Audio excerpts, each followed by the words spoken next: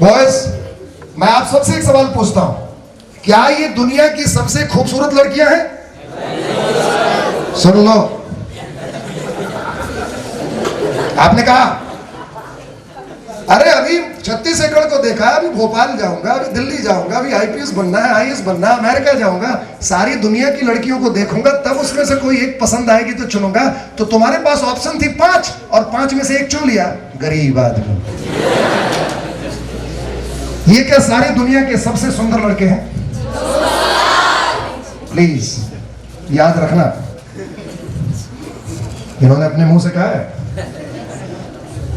मैं झगड़ा लड़ाने नहीं आ रहा हूं, लेकिन मैं एक चीज बताने जरूर आया हूं कि आपकी जो बाउंड्री है ना, छोटी हो गई।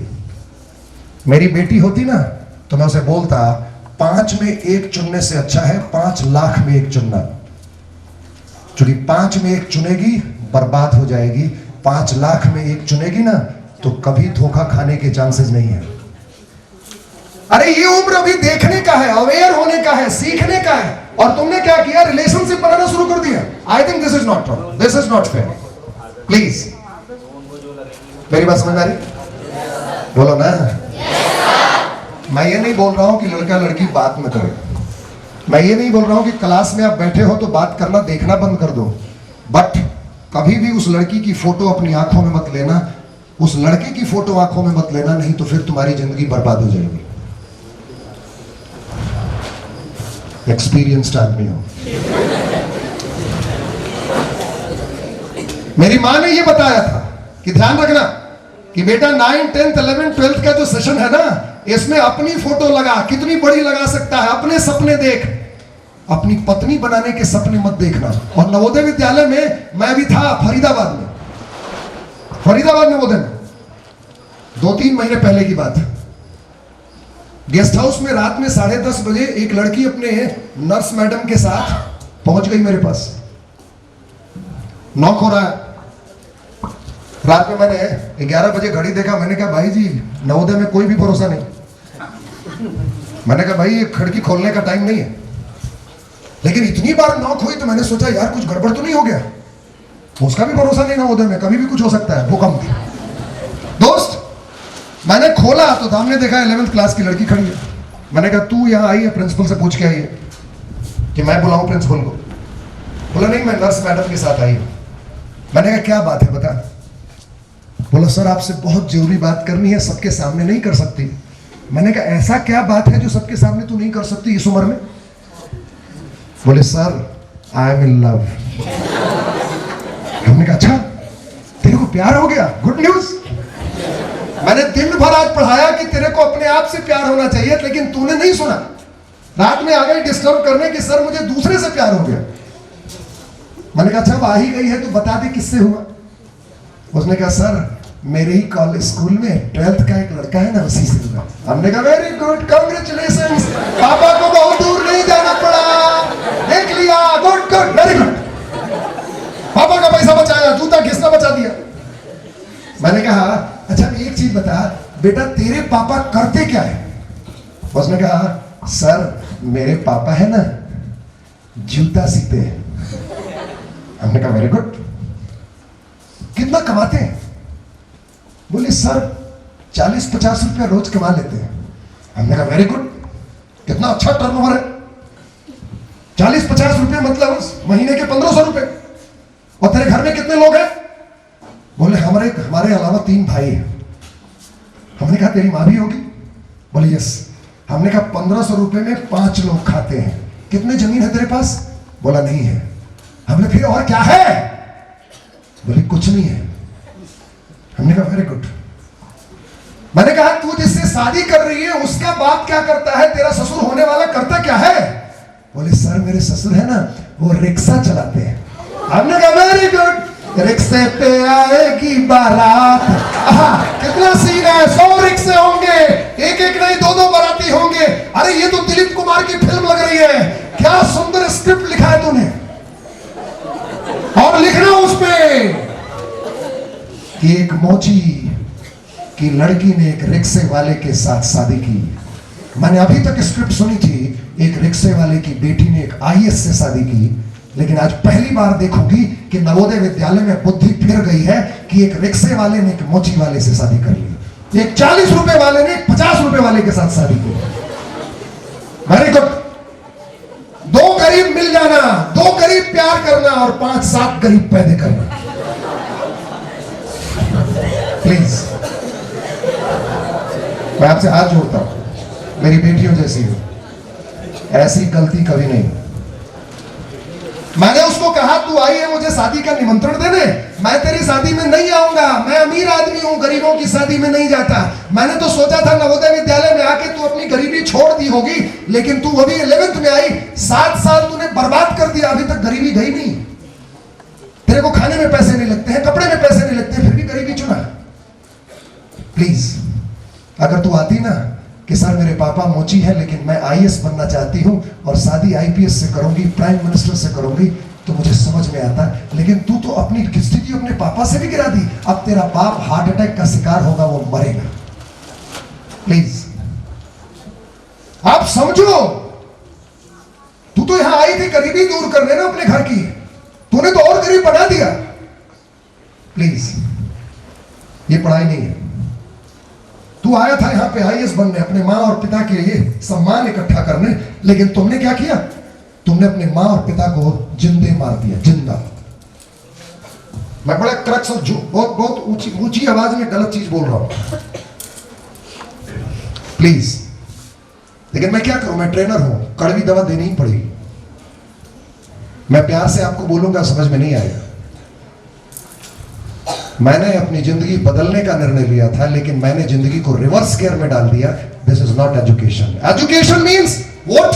Education means that I will change my fortune by changing my thoughts and by implementing what I am trying to become in my life. और इस बीच में किसी रास्ते में कोई लड़की मिली, लड़का मिला, दोस्ती कर सकता हो लेकिन प्यार नहीं। प्यार तुम्हें केवल अपने आप, जोर से बोलो।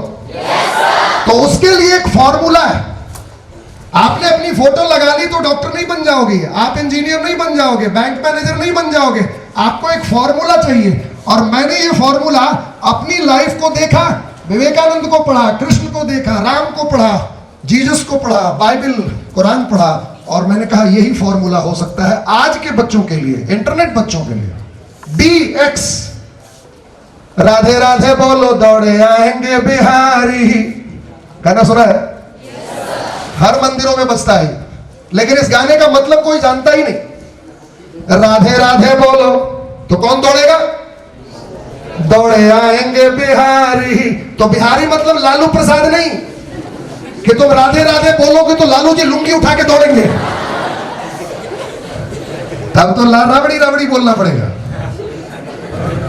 राधे राधे बोलो। राधे, राधे का मतलब, राधे का मतलब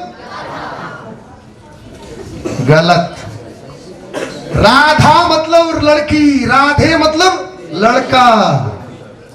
तो जब तूने मुस्कान कहा ना कि आई एम कंपनी सेक्रेटरी मुस्कान, तो तू अब लड़की नहीं है, लड़का बन चुकी है।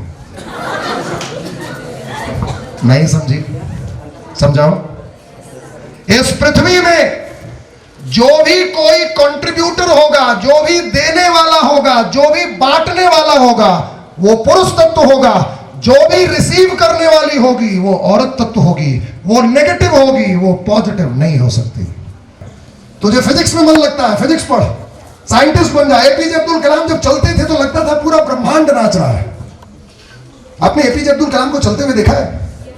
जब वो चलते थे ना तो लगता था कोई म्यूजिक बज रही है, चेहरे पे मुस्कुराहट, और बाल उनका शाहरुख खान से भी सुंदर। मैं पटना में उनको मिला, I am the luckiest child. मैंने एक ही सक्सेसफुल आदमी से मुलाकात की है पटना में, डीएवी स्कूल के सेंटेनरी ईयर में मुझे भी बुलाया गया था। I was also in guest list and APJ was the chief guest. सारी तरफ भीड़ लगी हुई थी और उसमें क्वेश्चन आंसर का सेशन चल रहा था। एक 8वीं क्लास की लड़की ने सवाल पूछ दिया, तो जैसे वो खड़ा हुई ना तो डीएवी के सारे टीचर उस पर टूट पड़े। hey, चुप। एपीजे ने कहा no don't disturb, let her ask. क्योंकि समय बिजी था, उनको जाना था, फ्लाइट छूट रही थी। फिर भी एपीजे ने कहा no no let her ask. I don't want to disobey her. उसने खड़ा होकर कुछ पूछने की कोशिश की है मुझसे, मैं जरूर जवाब दूंगा। उस लड़की ने क्या पूछा मालूम? बहुत सिंपल सवाल, और तुम हंसोगी। उस लड़की ने कहा, सर आप जब चलते हैं ना तो आपकी चाल से आपकी उम्र का पता नहीं चलता सर। आपकी उम्र कितनी है सर? जो उस लड़की ने देखा था एपीजे को नाचते हुए चलते हुए। एपीजे मुस्कुराए। एपीजे ने वापस जवाब दिया, do you want to know my age dear? बोले, yes sir, I want to know how old you are. Sir आप जब चलते हैं तो बच्चे जैसे लगते हैं, आप जब हंसते हैं तो बच्चे जैसे लगते हैं, सर आपकी उम्र कितनी है? एपीजे ने कहा, इस लड़की को साइंटिफिक जवाब देना चाहिए। ध्यान से सुनना, कान खोल के, उस साइंटिस्ट का जवाब। उसने कहा, बेटा बस 83 साल हुए मैं इस पृथ्वी को सूरज के चारों तरफ घुमाने में मदद कर रहा हूं। वो चाहते तो बोल सकते थे कि अब तू मेरे से एज पूछती है, 83 साल का पका हुआ आम, कभी भी गिर जाऊंगा। वो चाहते तो बोल सकते थे कि अब तो मैं मरने ही वाला हूं, मैं बुढ़ा हो गया, बेटा मेरी बात मत कर, तू अपनी बात कर। उन्होंने क्या कहा मालूम? मैं अपनी बात अभी भी करने में सक्षम हूं। उन्होंने क्या कहा? बेटा बस 83 साल हुए, जैसे लगता है अभी पैदा हुआ हूं। 83 साल से मैं इस पृथ्वी पे बोझ नहीं हूं, क्योंकि जब से मैं पैदा हुआ तब से सपने देख रहा हूं, और एक सपने पूरा करता हूं, फिर दूसरे आ जाते हैं, फिर उस पे लग जाता हूं। बेटा मैं कोई एक दिन नहीं है जो बिना सपने के जिया हूं, और जब तक मेरे पास सपने हैं तब तक मैं बूढ़ा नहीं हो सकता। और बेटा मैं मरूंगा भी अपने सपनों के साथ ही। I will not wait for the death, I will like and I will live the death every moment in my life.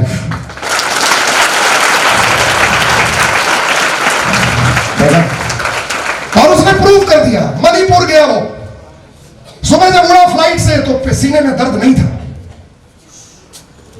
जब वो पहुंचा गुवाहाटी के एयरपोर्ट पे, शिलोंग एयरपोर्ट पे, तब भी दर्द नहीं था। जैसे वो पहुंचा अपने बच्चों के पास, वो IIM के ग्रेजुएट्स बैठे हुए थे, दीक्षांत समारोह चल रहा था, वहां पे उनको फैसिलिटेशन करना था।